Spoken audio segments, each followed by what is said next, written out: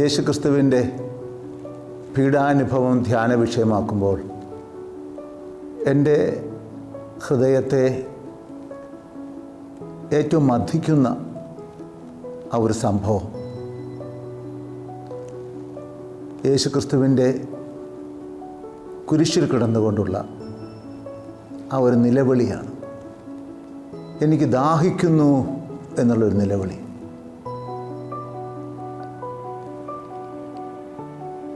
തൻ്റെ ജീവിതകാലത്ത് ഒരിക്കലും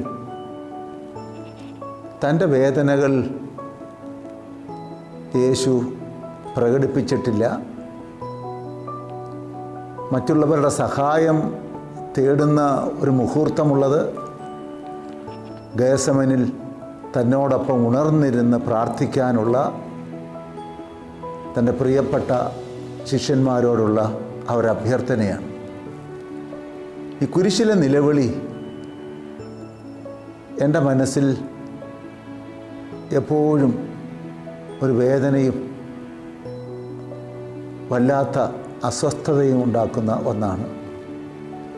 ആ നിലവിളി എന്നെ നിരന്തരം വെല്ലുവിളിക്കുന്നതായി എനിക്ക് അനുഭവപ്പെടാറുണ്ട്. ആ ഒരു ദാഹം എനിക്കുമുണ്ടാകണമേ എന്നുള്ള പ്രാർത്ഥന.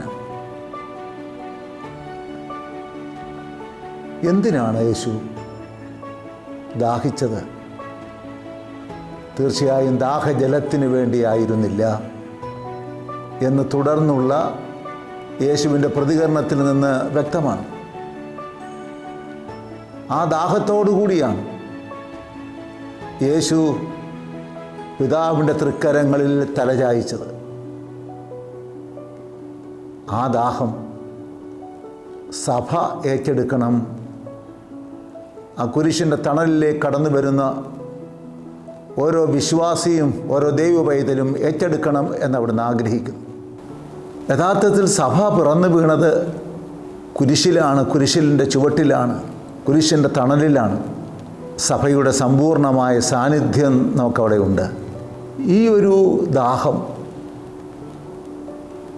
സ്വന്തമാക്കണമേ എന്നുള്ള പ്രാർത്ഥന യഥാർത്ഥത്തിൽ പിതാവിൻ്റെ മുമ്പിൽ എനിക്ക് ദാഹിക്കുന്നു എന്ന് നിലവിളിക്കുന്ന പുത്രനോട് സ്വർഗം മൗനം പാലിക്കുന്നുവോ എന്നുള്ളത് നമുക്ക് ഉത്തരം കണ്ടെത്താൻ സാധിക്കാത്ത ഒരു പ്രശ്നമാണ്. ഒരു കൊച്ചു കുട്ടിയുടെ കരച്ചിൽ, ഇസ്മായേലിൻ്റെ കരച്ചിൽ, കൈക്കുഞ്ഞിൻ്റെ കരച്ചിൽ കേട്ട് സ്വർഗം പ്രതികരിച്ചതാണ്. ഹാഗാറിന് ജീവജലത്തിൻ്റെ ആ ഒരിടം കുടിവെള്ളത്തിനുള്ള ഇടം കാണിച്ചു കൊടുത്തതാണ്, കിണർ കാണിച്ചു കൊടുത്തതാണ്. വെള്ളമില്ലാതെ പരാതി പറഞ്ഞ ഇസ്രായേൽക്കാർക്ക് പാറയിൽ നിന്ന് വെള്ളം കൊടുത്തവനാണ്. ഏലിയാ ദീർഘദർശിക്ക് മഴ പെയ്യാത്ത ആ 3 വർഷവും കുടിവെള്ളം വറ്റാതെ നൽകിയവനാണ് ദൈവം. എന്നാൽ ഇവിടെ പിതാവ് മൗനം പുലർത്തുന്നു.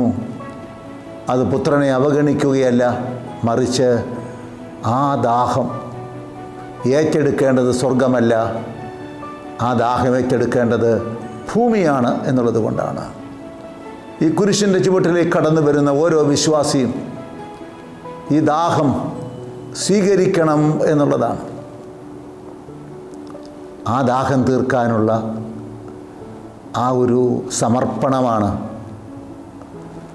ഇന്ന് സ്വർഗം ഏറ്റവും അധികം ആഗ്രഹിക്കുന്നത് എന്ന് ഞാൻ വിചാരിക്കുകയാണ്.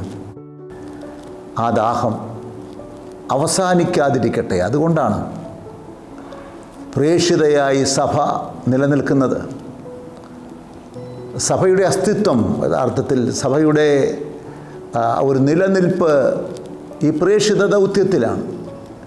ഈ ദാഹം ഇല്ലാതായാൽ പിന്നെ സഭ ജഡത ബാധിക്കാനിടയായി വിരുദ്ധ സാക്ഷ്യം നൽകുന്ന ഒന്നായി മാറും.